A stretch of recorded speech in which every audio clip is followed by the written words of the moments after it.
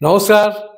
আজকে আমরা এরর কালেকশনের ক্লাস 5 অর্থাৎ 5 নাম্বার ক্লাস আজকে আমরা করছি। এখানে আজকে আমরা মাত্র দুটো এরর কালেকশন নিয়ে আলোচনা করব। এই দুটো error collection very important and দুটোই কিন্তু এভারগ্রিন আছে। এই ধরনের এরর পরীক্ষায় প্রায় এসেই থাকে, যে কোনো পরীক্ষায় এসএসসি, সিজিএল, সিএসএসএল বা সিপিও বা ইউপিএসসি রিলেটেড যে সমস্ত এক্সাম আছে সেই সমস্ত পরীক্ষায় কিন্তু এগুলি এসেই থাকে। এছাড়াও স্টেট রিলেটেড যে সমস্ত এক্সাম আছে সে সমস্ত পরীক্ষায় কিন্তু এরর এসেই থাকে। তা সেই জন্যে এরর কালেকশন আমাদের ভালো করে শিখতে হবে, আর এরর কালেকশন যে ভালো করে পারবে তার ইংলিশে পারফরমেন্স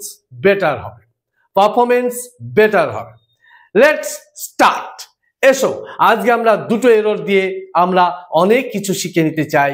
ভালো করে দেখো নাম্বার 1 আমরা কি করছি না এরর কারেকশনস।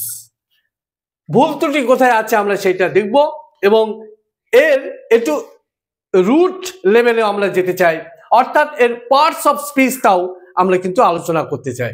এছাড়াও বিভিন্ন যে ট্রিক্স গুলো আছে এখানে সেগুলোও বলা হবে।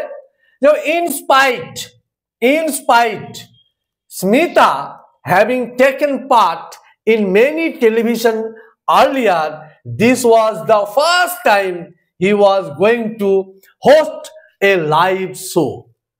তাহলে এখানে দেখো, এখানে এটা কি আছে না নাউন অর্থাৎ নেম আছে, তার আগে কি আছে in spite of হচ্ছে প্রিপোজিশন ফেজ, এখানে একটা অফ কিন্তু অ্যালুফ হয়ে গেছে, ও এফ অফ। তাহলে প্রথমেই দেখো এখানে ইন স্পাইট অফ, একটা কথা বলি এটা মনে রাখবে, ইন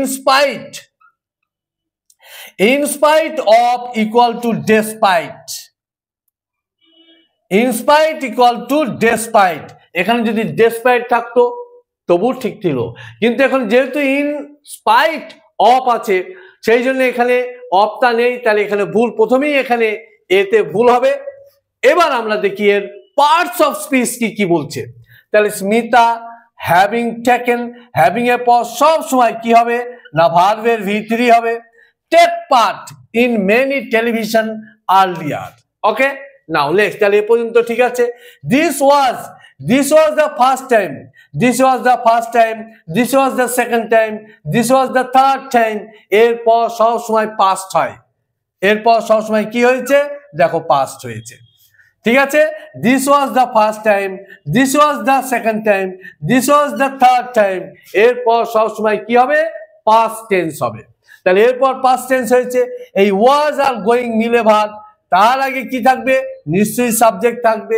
তাহলে গোয়িং টু হোস্ট, পরিচালনা করতে যাচ্ছে এ লাইভ শো কি শো হচ্ছে নাউন, এ কি আর্টিকেল অলওয়েজ কাম ফর নাউনের আগে কি থাকবে অ্যাডজেক্টিভ। তাহলে আমরা এবার এটা বুঝতে পেরেছি, যে বুঝতেও পেরেছি যে এখানে ভুল হচ্ছে, এতে এখানে ভুল আছে। So your answer is A. Am I clear? ভালো করে বুঝতে পেরেছো? ওকে। নাও নাম্বার 2 দেখো, দ্য ইনফ্যান্টিস হ্যাজ গ্রোন। তাহলে ইনফ্যান্টিস কি নাউন, কি নাউন প্লুরাল নাউন, তার আগে কি আছে দ্যাট ইজ আর্টিকেল কার জন্য আসবে নাউনের জন্য আসবে, ঠিক আছে। এখানে হ্যাজ, এখানে দেখো ইনফ্যান্টিস দ্যাট ইজ দ্য প্লুরাল, তাহলে এখানে আমার কি চাই প্লুরাল ভার্ব চাই। ওকে, তাহলে এখানে প্লুরাল ভার্ব কি হবে, এটা হবে তোমার হ্যাভ, HAV হ্যাভ।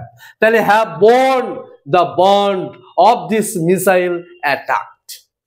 and কি and always indicates us about the parallelism মানে and এর আগে যদি প্লাস থাকে and এর পরেও প্লাস থাকবে, and এর আগে যদি মাইনাস থাকে and এর পরেও মাইনাস থাকবে, and indicates us the parallelism। তাহলে and এর আগে কি আছে নাউন প্লুরাল আছে, and এর পরে কি হবে প্লুরাল হবে, and এবং এটা কি আছে না প্লুরাল ভার্ব আছে, তাহলে এটাও প্লুরাল ভার্ব হবে, সেই জন্য এখানে দিয়েছে আর। তাহলে এই ইনফ্যান্টিসই এটা, the infantes are now moving forward, আগেই চলেছে।